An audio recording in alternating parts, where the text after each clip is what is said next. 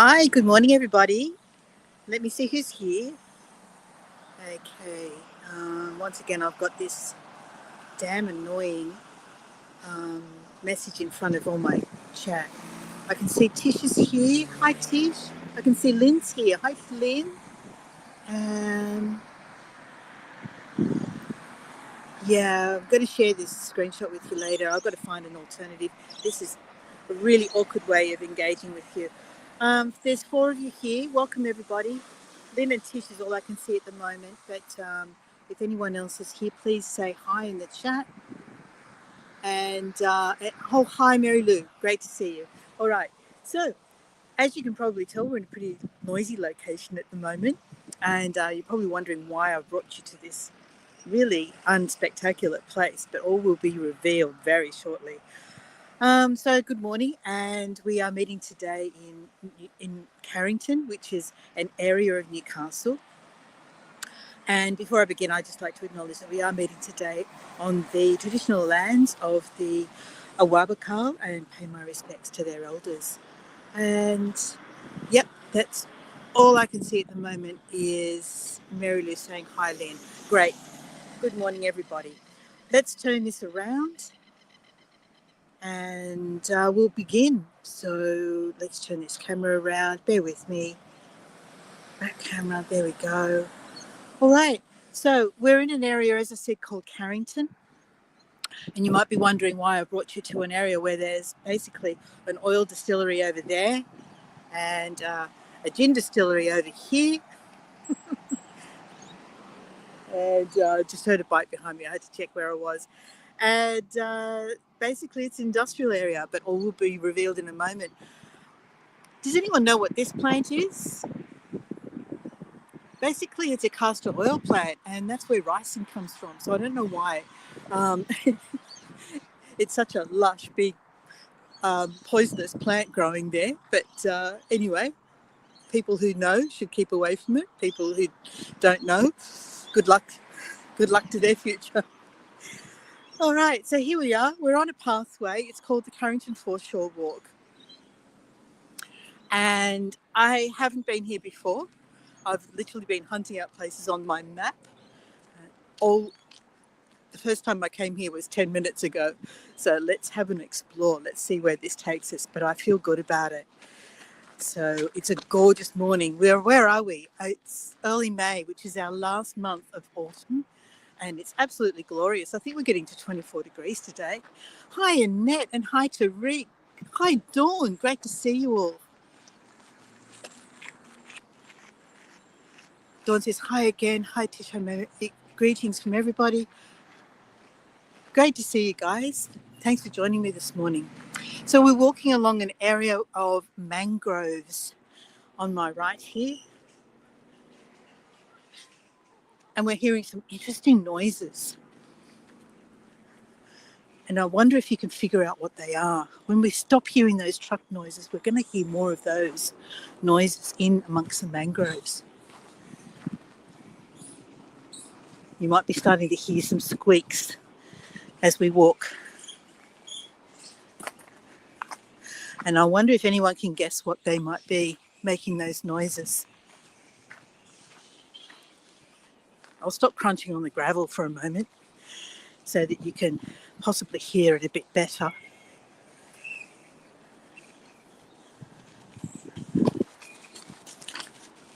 And if we're lucky, we might be able to actually see some as we walk along here.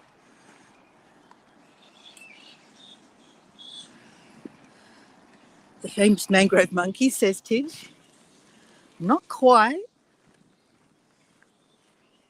You are kind of in the right area though, because it's not birds making these noises.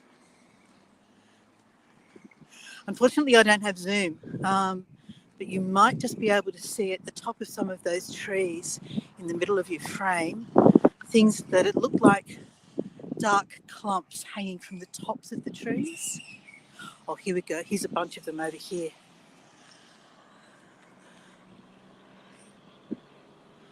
So this is a flying fox colony, and I'm going to see if I can get a little bit closer to some of them.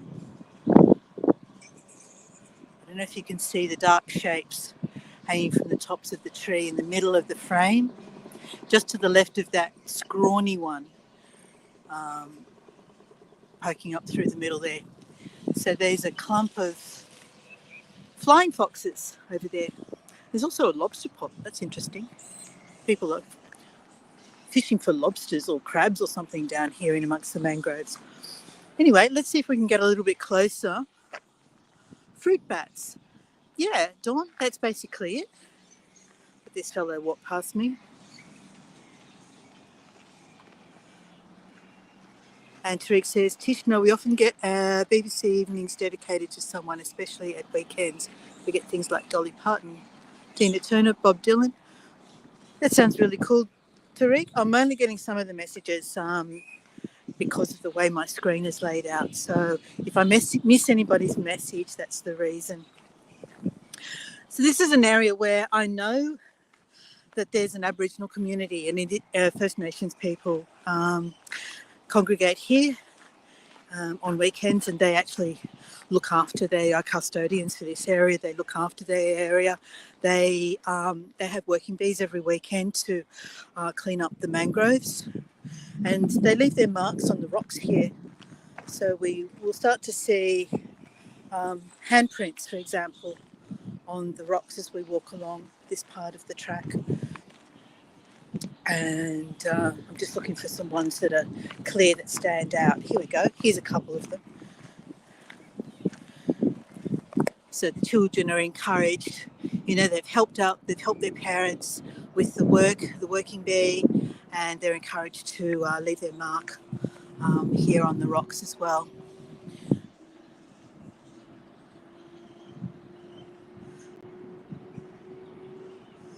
You think it's fluffy in the mangroves. And there's this little sculpture park here. So we've got totems. This is the eagle totem. Now I'm going to tell you what they represent in a moment. So we can see there's the eagle, there's his tail. My gimbal's doing silly things. Stop it, gimbal. Don't do that. So there's the eagle totem there. And then we have the goanna totem.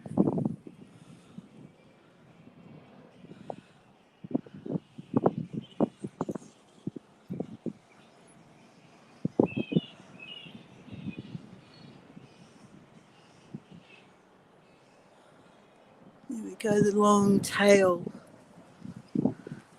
And we have a welcome seat. Hi, Abe. G'day. So here we go. There's the welcome seat with typical dot style painting representing song lines. And song lines are basically maps or telling of ways. And this one has two doves on it. So there's two doves on the top of this totem here.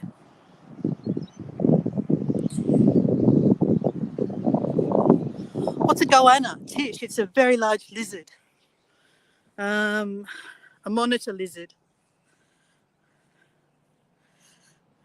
All right, so this tells you what each of the symbols is. It's actually marked incorrectly, I noticed, because it's showing, it's got the placement wrong somehow. This is the two doves, but these are the two doves here closest. So I don't know how that worked out.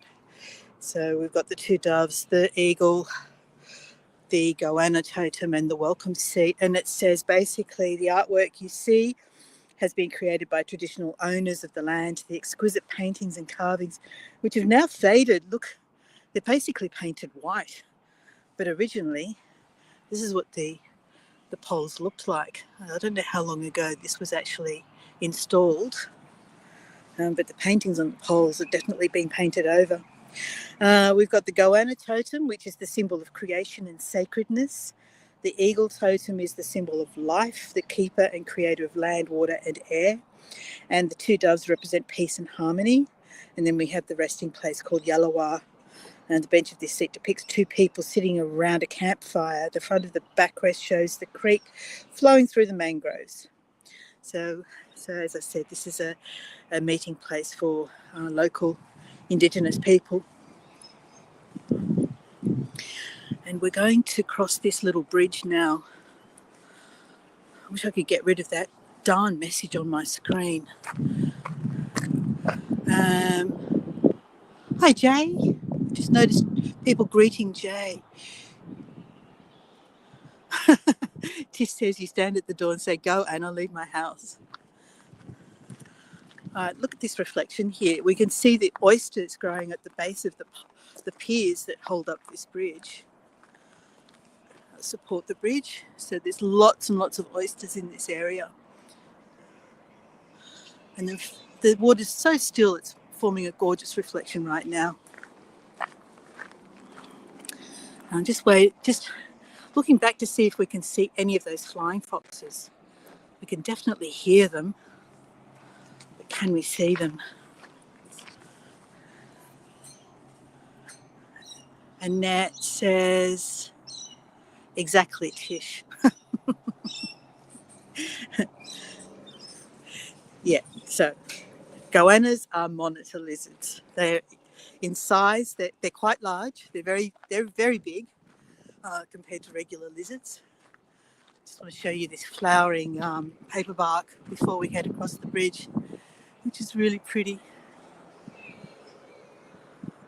There's something in the top there. There's movement up there. I'm wondering what sort of bird that is.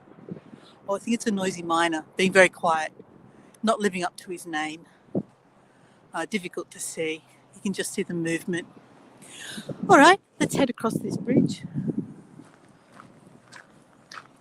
So only part of this walk is open at the moment. Part of it is being closed because they're replacing the timber part of the boardwalk, which is deteriorating and is unsafe. So we can only walk part of the way. I'm looking forward to when it reopens and we can walk the entire length of it. We're heading out through the mangroves. And we can see here, if we look down below, this is what the terrain is like around the mangroves.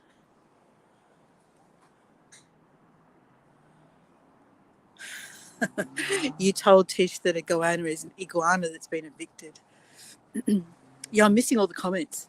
This is Annette is hoping to use StreamYard when she heads to San Francisco, and I'm trying to explain to her the limitations that I'm experiencing using StreamYard right now.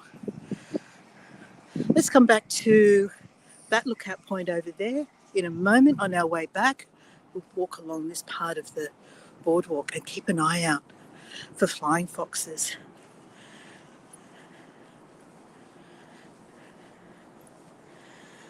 Now they come over our house at night, so now I know where they congregate during the day. So very noisy a moment ago. They all seem to have gone quiet. And this is called the Zigzag Boardwalk, which basically goes along the edge of the river. Oh, I can hear them again.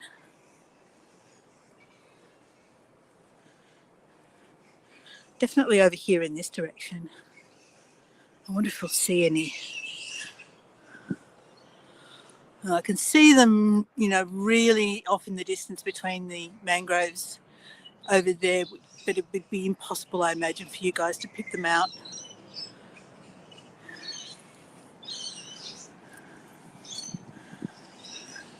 But down here, I'm seeing lots of oysters, and my daughter just went to an oyster festival down on the south coast. Hi, Laurie. I don't have to tell her this is a great place to pick up oysters. Look at this. They're just growing wild here among the mangrove roots. As you probably know, these little things poking up out of the ground, they're the aerial roots of the mangroves, which survive particularly well in saltwater conditions.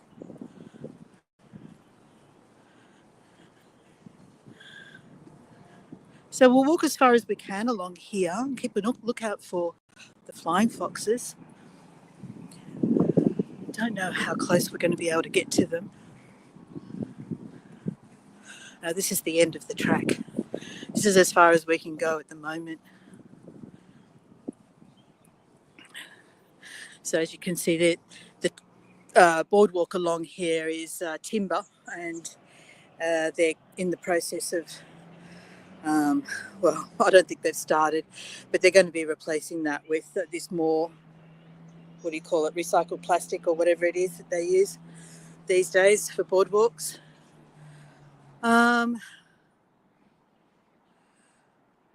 Okay, what did Dawn say? I don't know what Dawn said, but Annette says, I think you're right, Dawn, we don't want to miss anything in San Francisco. Yeah. Annette, I'll show you the screenshot later so you can see what I'm talking about.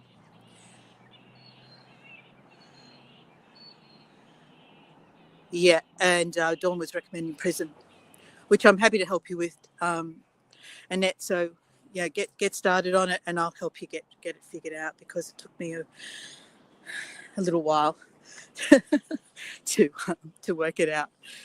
All right.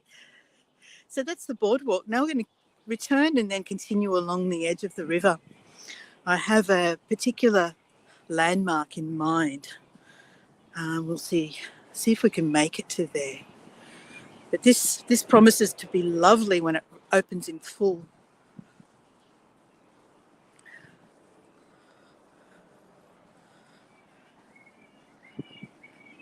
You listen to those flying foxes, or as Dawn also correctly referred to them, fruit bats, the largest of the bats.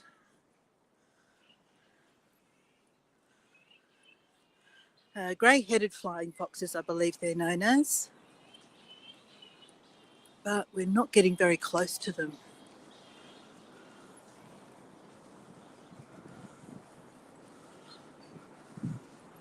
It's amazing, isn't it? You can hear the traffic in the background, but this still feels peaceful walking along here.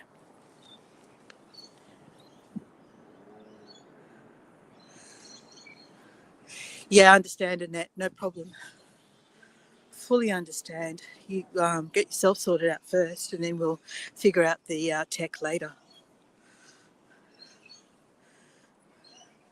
And my gimbal is being a little bit silly. I definitely lined this up hoping it would be level, but it's gone back to doing weird things. It's not level anymore. Oh well.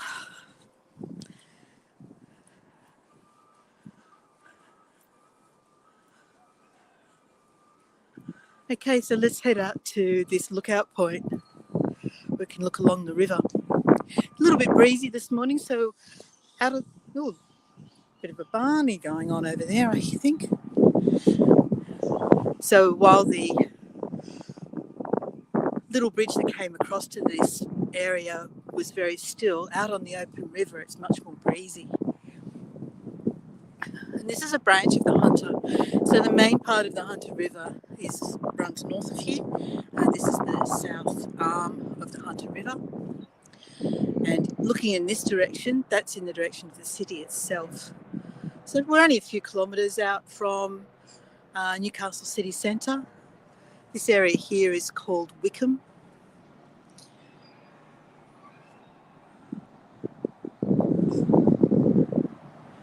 That road there with that bridge actually runs along the back of my house.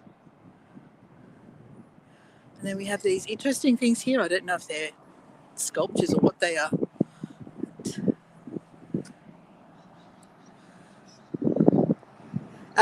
Yes, Lynn, this is tidal. It's salt water. It opens to the sea, and it's definitely tidal.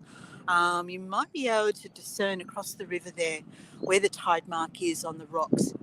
If you zoom in on that, maybe take a postcard and zoom in, but there's a definite tide line along the edge of those rocks on the other side of the river there. And I think Annette's responding to Dawn. Where are the seals? There are actually seals occasionally. I've seen photos.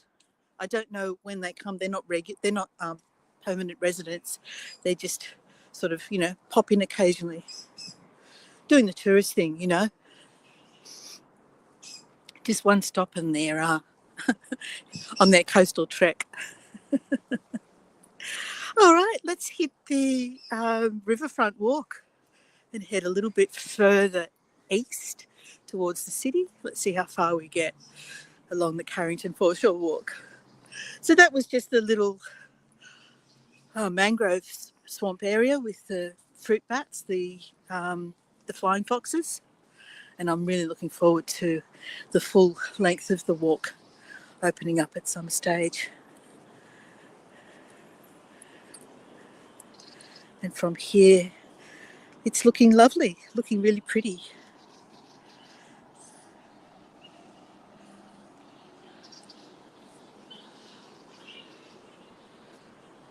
There, look at that. That's looking so gorgeous, isn't it? I can hear rainbow lorikeets, and I'm still hearing those flying foxes. So I just parked up there. You can see under those palm trees there, my little red car just parked across the road. Let's head out along here.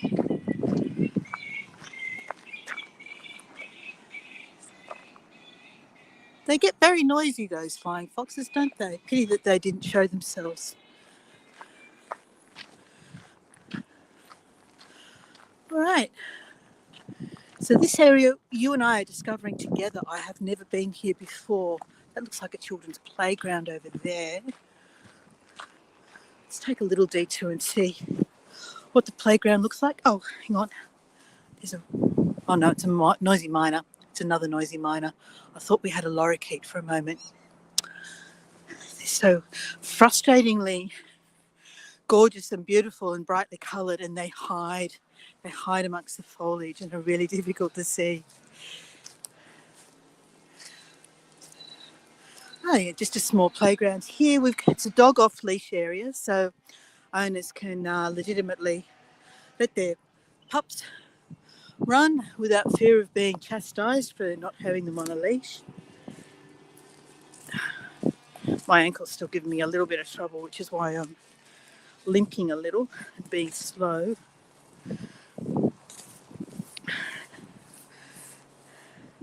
Let me just check. Flying fox is generous. Maize, the sound cutter then. So maybe they sound cuter than they are. Oh, they are cute. They're cute. Have you ever seen the face of a flying fox? They are dangerous though, in terms of you should never handle them. They carry a virus which can be lethal to humans, called lyssavirus. So there are always warnings around near flying fox colonies to be careful, especially if you see a sick one, not to handle them. Call the experts, let them deal with it. The Royal Botanic Gardens, which I've taken you to a number of times, used to have a huge colony, and the custodians of the Botanic Gardens had a really hard time, but eventually succeeded in moving them on. Dawn says she loves bats. Tish says sweet little pig faces. I think they're cute. I have a healthy respect for all wildlife in their place, and I don't try to interfere with it, if that makes any sense at all. Okay. So here we have the river's flowing quite quickly at the moment. I'd hazard a guess that it's an outward flowing tide. Just wondering what that light coloured moving shape is in the water there. Maybe it's just a plastic bag or something.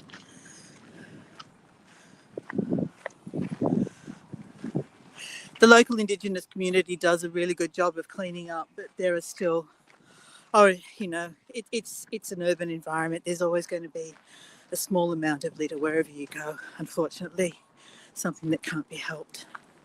And Annette says, I don't think they'd be cute swinging off my ponytail. Probably not.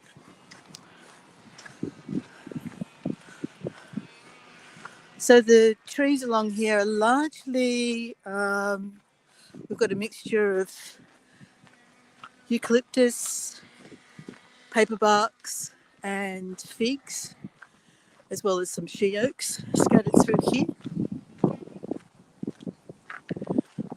I have to do this as an early morning walk. I think it'll be quite lovely when the sun's coming up. And without the wind, it would be very pretty. And, okay, just checking comments.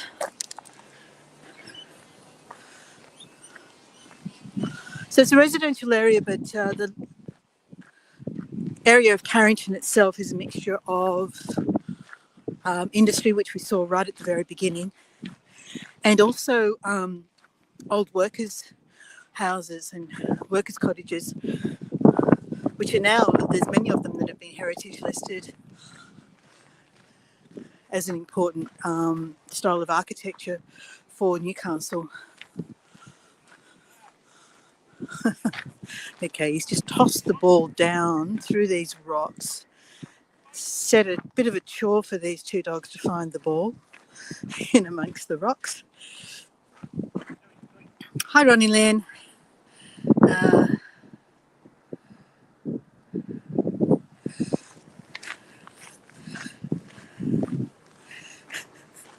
We've got three dogs here. We've got a blue cattle dog, is it?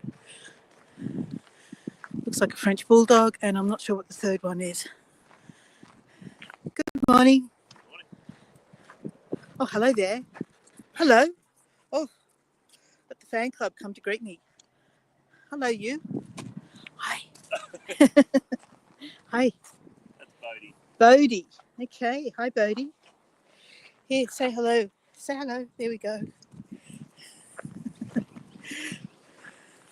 Did they find the ball? We're missing one. You're missing one. Missing one. Oh, no. Yeah, once they go down here, that's about it. Yeah, in between the rocks.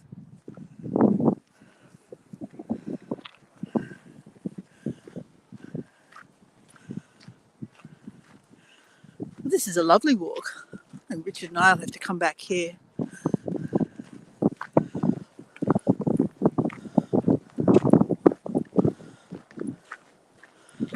Who's up for a puddle shot?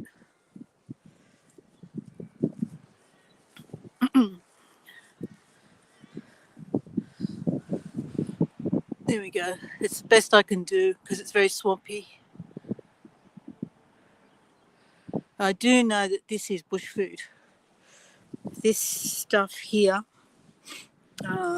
is some kind of salt thing. It's some kind of bush food. But I'm not going to be the guinea pig. I'm not going to try it.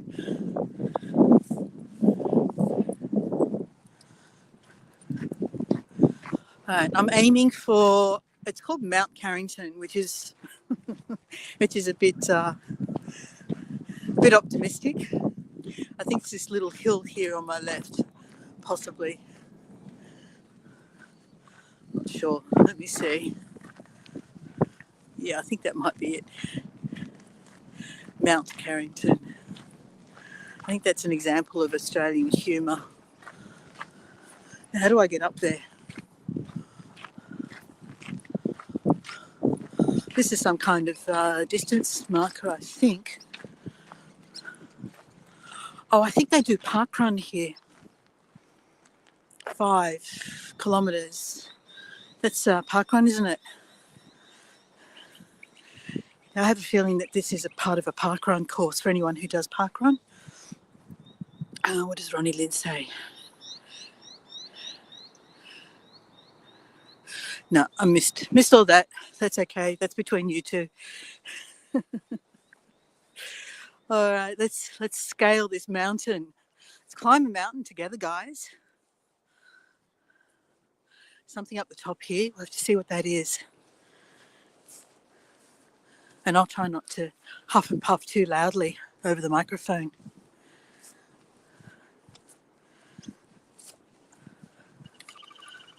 All right, there's something filled with rocks and there's this thing with writing on it. So let's see what this is all about. Oh, it looks like there was a path. That would have been easier. All right, what's all this? What does this say? Maybe it's a war memorial.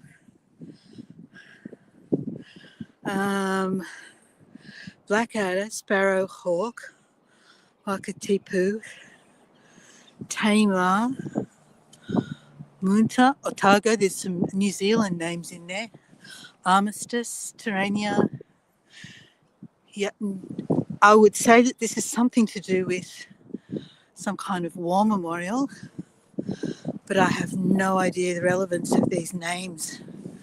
Peebleshire, Argyle. Let's go up.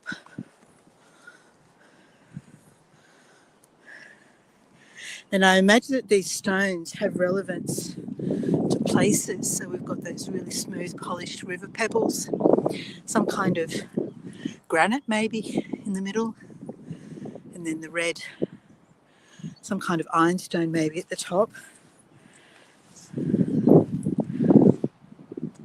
And there are more names on the other side of this. I have no idea what this is. That's just my guess that it's some kind of a war memorial. Yeah, thank you, Dawn. The bush is the Australian outback. Oh, okay. You're being snarky. Well, I missed what you said, Ronnie, so what did you say?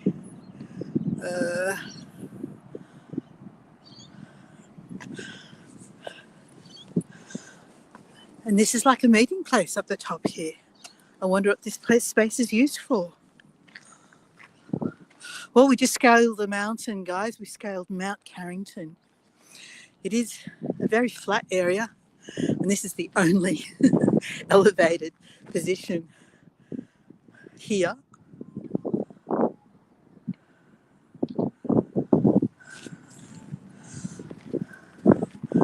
We can pan around like this, and this is what we see. Imagine if you live on a very, very flat piece of land, that having an elevated space like this is probably something to be really proud of and enjoy. But here, the view from up here is pretty nice though.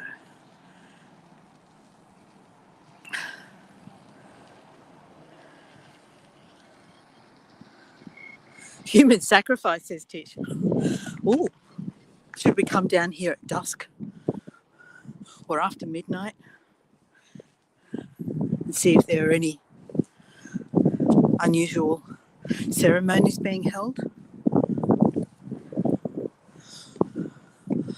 All right, I will head down this way, down this path. Where's that going to bring me to? It's going to be easier than going down the way I came up. Oh, go pup. Go pup. Chase that ball.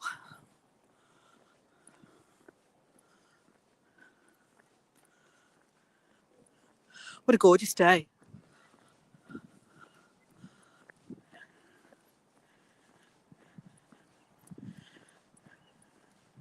I was running out of ideas for Where Am I Wednesday? So I'm really glad I came up with something this morning. And it turned out really nice.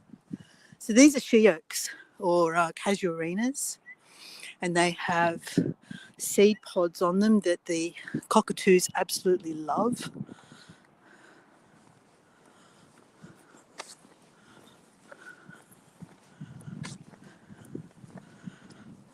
And this looks like a pumpkin. Is that a pumpkin? What's this growing on the ground here?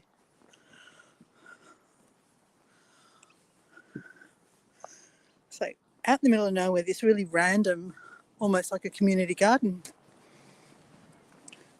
That's definitely something like a pumpkin or a zucchini or something, isn't it?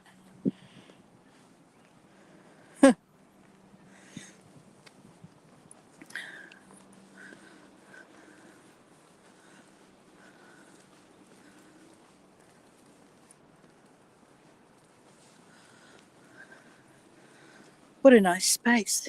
Are they mushrooms over there? Oh, look, there's really huge mushrooms here. Look at this. Just going to... What are these?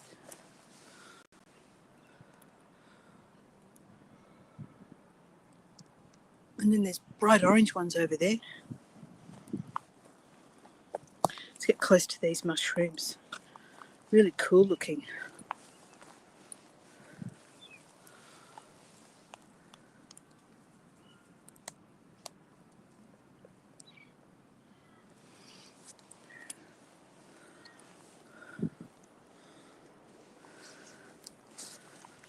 Must be the mulch. Encourages all these weird looking mushrooms. Yeah, look at this.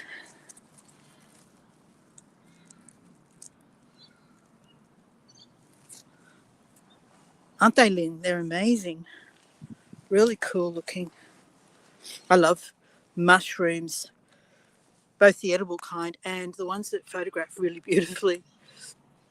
There's a court case going on in Australia at the moment where a woman managed to kill 3 of her relatives by serving them mushrooms. She reckons it was an accident.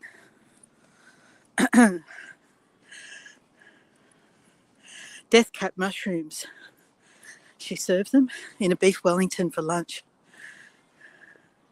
I wouldn't like to try, Tish. Definitely would not like to try anything that hasn't been pre-approved by a mushroom expert. Apparently death caps look very, very similar to our regular, are they called straw mushrooms or wood mushrooms or something? Look at the flowers on this eucalyptus. They're really bright pink.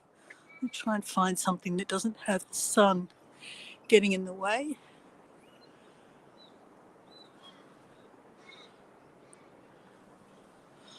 There, look at that. This is so pretty.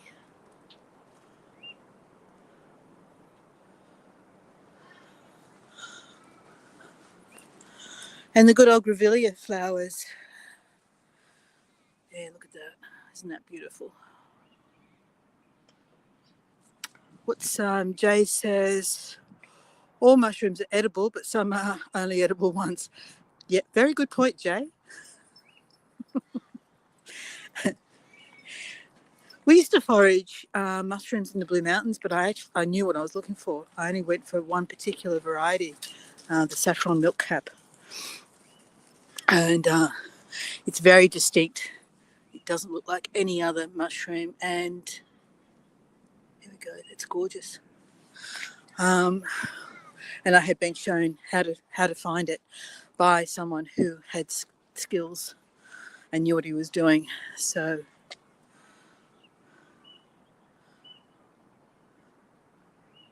and Dawn says, I can never see Jay's comments. That's really strange, Dawn. I wonder why that would be.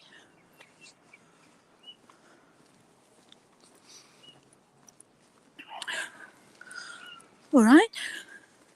So we've come back down onto the path. The gravel has turned into concrete, and it looks like we're off on another little branch of the river here. To be honest, I'm not sure. I'm still trying to get myself oriented with the different branches of the river, and whether they're islands or just where they go. But this is heading back into Carrington, I believe. Some new apartments or townhouses here. A couple of excited dogs going for their walk. Good morning.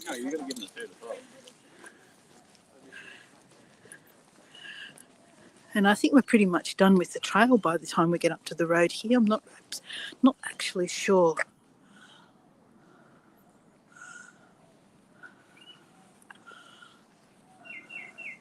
Tariq says, Dawn, you might have blocked them by accident. It happened to me.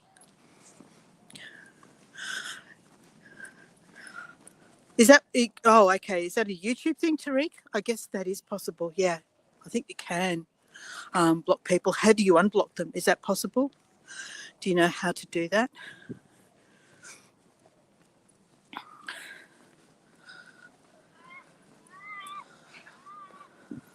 Yeah, we're getting into more urban, suburban sort of environment here. I think what we'll do is we'll turn around and head back. Just get around this corner here and see what's around here, and then we might just turn around and head back towards our starting point. I don't want to walk too far on this ankle either. Yeah, there's... Okay, yeah, it's just heading off into suburbia over there. So we'll head back. Laurie says, I just came across it recently. Oops, didn't see that. Okay, all right.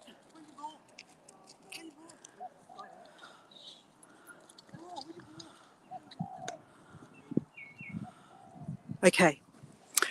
I think you guys are just trying to sort Dawn out, so I'll leave you to do that.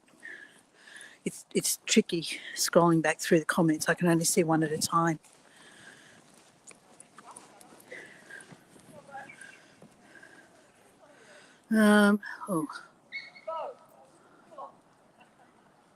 Okay, Laurie says, also if someone uses multiple names and you block one, it blocks the others too.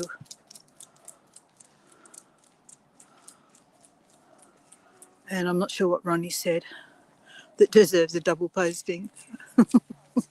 Okay.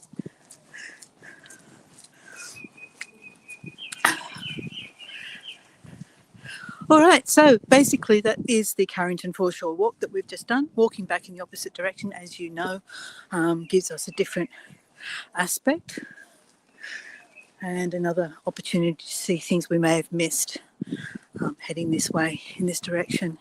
But otherwise it was just a really lovely morning walk. Look at all these oysters here. Anyone who loves oysters, absolute feasting place down here for them. Is that a bird on a nest? No, that's just flooding detritus, isn't it? I don't know what it is that's sitting on top, but I don't think it's a bird. Looked a bit like a dove to me, but I don't know. All right, someone's put a really big comment in. Let me see if I can get through it. Jay says, it is, but I don't know how. But if you Google it, they can tell you how to check and unblock. I checked and I haven't blocked her. So if there is a block, it's on her end.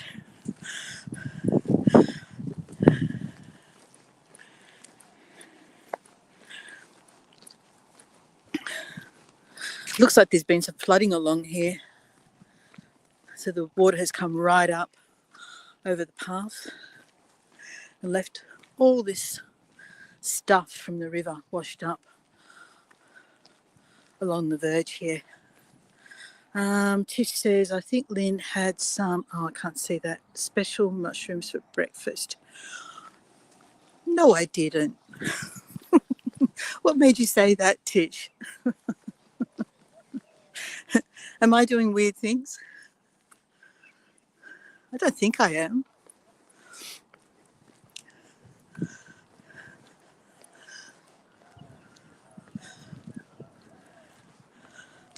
I am missing comments, and that's just because of the way my screen is laid out right now.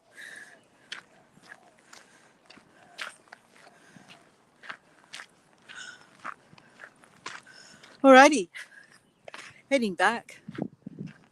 The breeze is now, I'm walking into the breeze.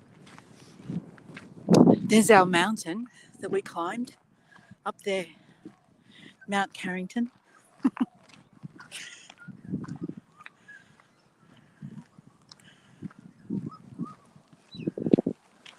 I'm not sure what bird that was. It wasn't a magpie. Something else that has a bit of a tuneful song.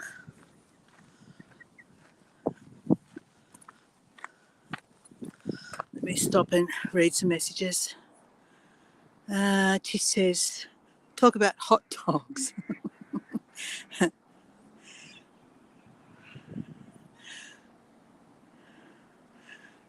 Thinking you saw a nesting bird. Oh, okay. Yeah, you thought I was hallucinating.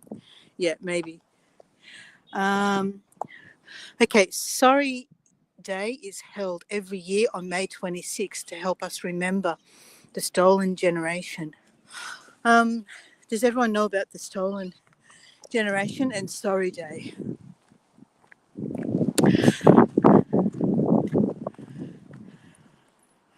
Coco was whining last night because I was too sick to fire up the grill.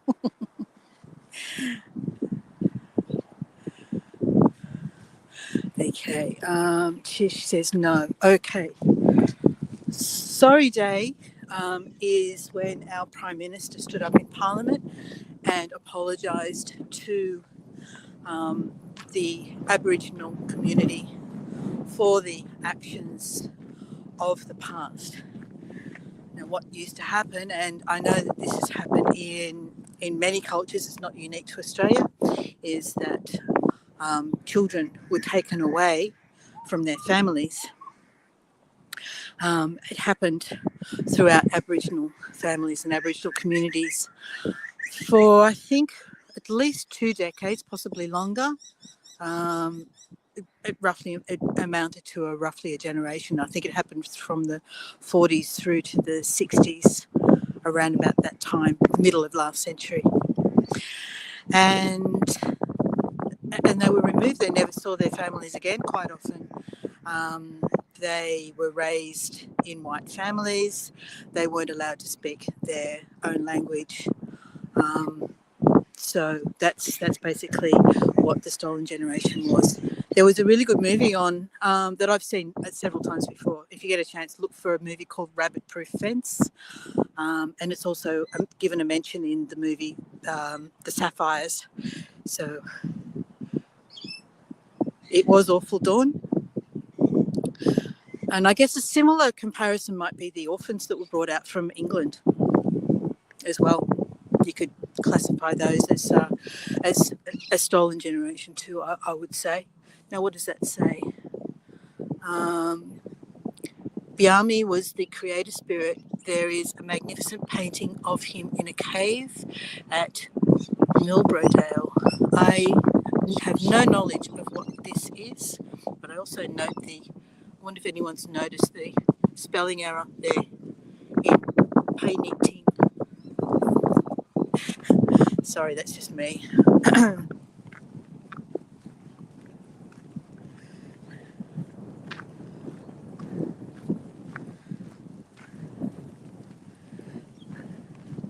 Yeah, so that was the Stolen Generation. These steps across here are for swimming, so that's the access to the water here for swimming.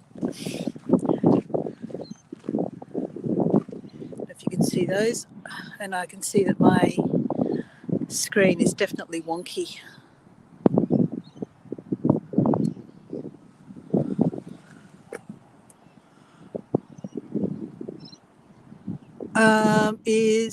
Sorry, not me.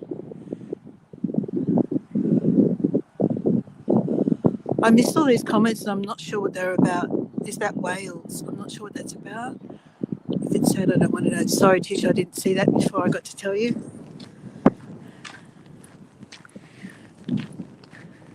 And we're still making restitution. And there's an element of Australian society that just doesn't want to know. Okay.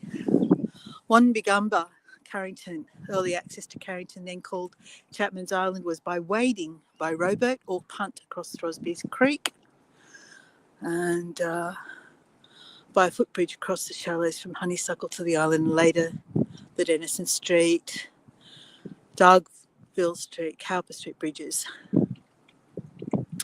The Great Depression hit Carrington with a vengeance. In 1933, Carrington had up to 58% of wage earners either unemployed or in part employed. Part-time employed. A shanty town called Texas sprung up during the Depression and provided shelter for many homeless and unemployed. From this time onwards until the late 90s, there was a loss of population attributable to increasing industrialisation. Okay, so according to the 2006 census data, there were 1,800 people in 900 dwellings. I've rounded up, obviously. And there, so that's a little bit about Carrington. And there's another one of these information plugs here. Oh, actually, there's two. kind of telling little interesting stories. So what's this one have to say? The men went out to hunt and women gathered food and hunted smaller animals. The older people stayed at the campsite to cook the food and teach the younger children. That's that one. And this one says, Aboriginal elders upheld the law. If anyone broke the law, I wonder if they mean law, L-O-R-E, which is possible, or L-A-W, they would be punished. I guess it kind of means the same thing.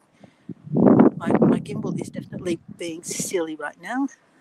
One of the punishments for a serious offence was to be speared in the leg.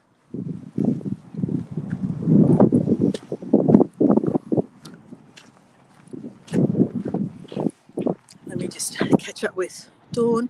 Lynn, there was a stolen generation of whales in 1969. Oh, I don't know anything about that. I don't know anything about that at all, Dawn. Where was that? Where did that happen? This says there was a plant known as old manweed that local Aboriginal people used to boil up, strain, and then drink. It's possibly another thing I may not ever have the opportunity to try. I believe them. Really interesting little plaques along here. There's another one coming up.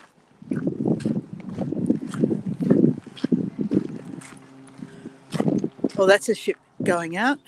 I can hear. Okay, this one says the Aboriginal totem for the Carrington area is the mud crab.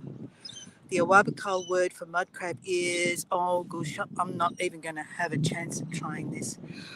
Wunabayakan. Wunibayakan. I think I'm going to stick with mud crab.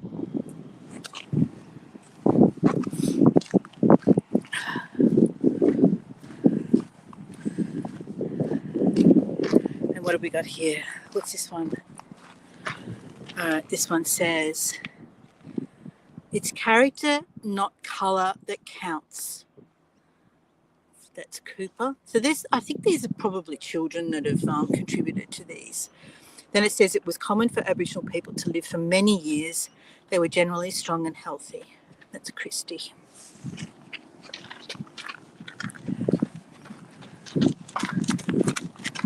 This is a nice way to get children involved in understanding, isn't it? Okay, Aboriginal knowledge was passed down through stories, dances, and cave paintings. Nothing was written down, and so unfortunately some of the history has been lost. And then we have people who arguably shouldn't have a voice in some respects, saying things like, well, just because they couldn't talk and their history couldn't be written down means that we shouldn't believe what they say, which is terribly ignorant in my view. Elaborate fish traps were made out of rocks. Fish would swim in with the tide and not be able to get out again. And there's a fish trap in Victoria that is heritage listed, and I forget what the age of it is, but they reckon that it's one of the earliest man-made constructions. Aboriginal Cultural Walk, oh yes, by Carrington Public School students, December 2010. That was lovely. I enjoyed that. Okay, let me see if I can catch up on comments. Lynn, there was a stolen generation of whales in 1969. Yeah, it is nice, isn't it, Dawn? It's lovely. And good to get the kids involved in understanding, because part of reconciliation is something called truth-telling, so that we're not just hearing history as recorded by the colonisers.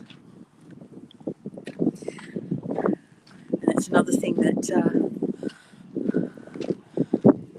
some people are pushing back against. And you have to ask yourself, why would they do that? Why would people not want the truth to be told? Baffles me. But anyway. All right, well, I know Lynn here is Canadian, and I think Mary Lou might be as well. I just wanted to say that I'm congratulating Canada and Australia on pushing back against divisive politics recently.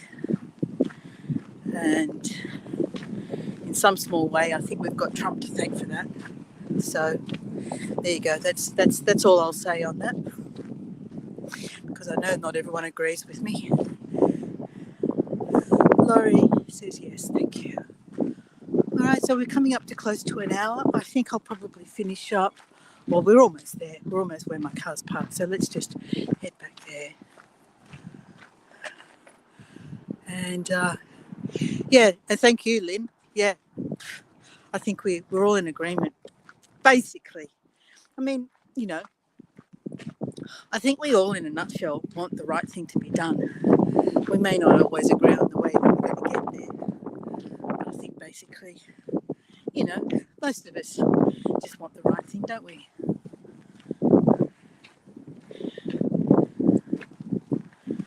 But the Australian election that was held last Saturday came in with a resounding no to Trump-style politics.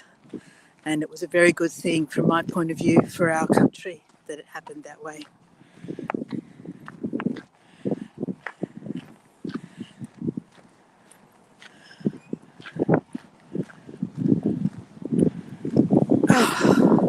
Let's have a rest. The wind's picking up.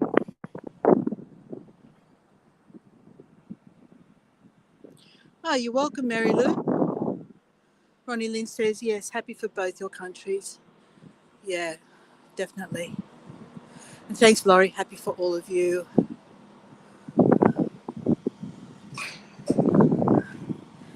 The Conservative Party, which was the other contender. So, as you probably all know, we have two main parties, and then there's a whole lot of minor parties. The two main parties are Labor and Liberal. Labor is centre-left, originated out of a working class background. Liberal are our Conservatives, and they've been heading further and further right lately. They were absolutely decimated in this election. They lost.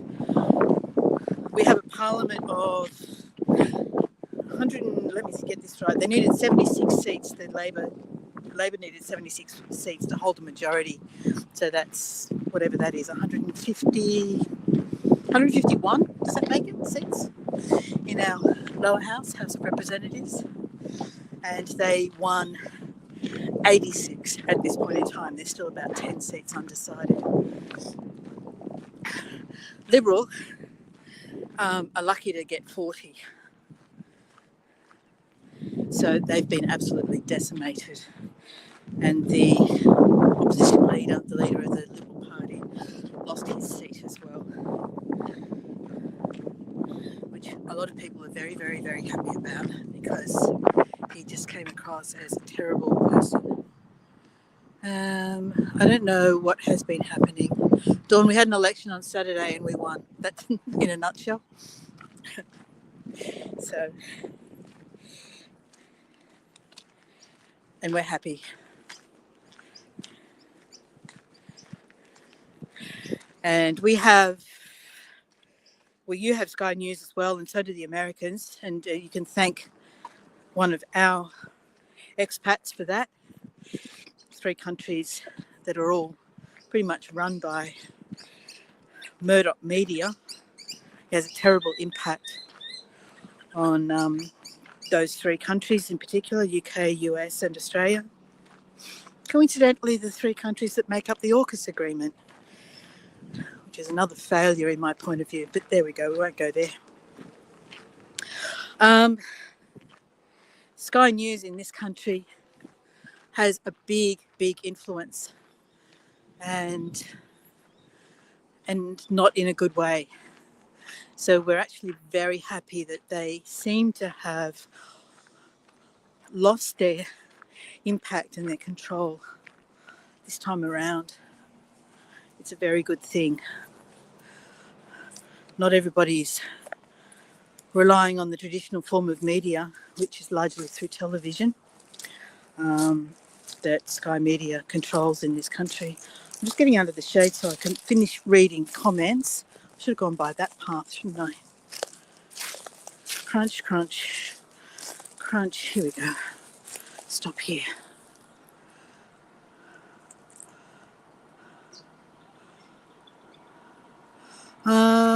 What's that? Would love to be a fly on the wall when team meets Canadian PM. Yeah, I've seen some of that. I've seen some of the commentary, and wow, Kanye, yeah, didn't pull any punches really, did he? Tish says it's on YouTube. Yeah, it is. I don't know what has been happening. BBC controls a lot of our news. All right, okay. Thank you, everybody. We've gone just over an hour. I'm going to turn the camera around. Where are we, camera? And we're back to hearing the bats. Can you hear them? They're off in the background and there's a lot of traffic noise here, but they're just over there. Thanks, everyone, again for joining me. Really lovely walk. I'm going to have to come back again, maybe earlier in the day, hopefully when there's a little less wind. And hopefully when that boardwalk's reopened. Yeah, it was a lovely outing, wasn't it, Lynn? Thank you. And Laurie says, Trump, oh, hang on. I'm missing comments because they're jumping around. Thanks, Lynn. Nice early morning walk for me. It is 1 a.m. now. Oh, dawn. That's late for me. There's no way I'd be up at 1 a.m.